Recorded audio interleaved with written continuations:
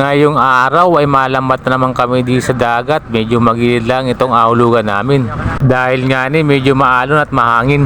Pagkaarya nga namin ay sinisiran ko agad. Aba, isang pakoy. Tas bandarina ay pulupot ang 2 bunak. Bali nilabugan lang namin ng konti yan. Medyo nag-ibas-ibas na. Kaya atingayin ko na yan. Malago na naman ang kulapo. Sigurado naman mga bunak ang matitingan ko nito.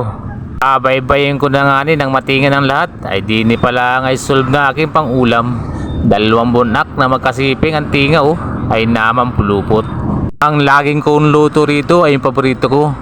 Yung ginataan na sobrang lapot. Ay mahilig magpalapot. Hindi ko na binidyo yung iba. Baka tumagal at lumaon pa. At irin na nga na yung aking natinga.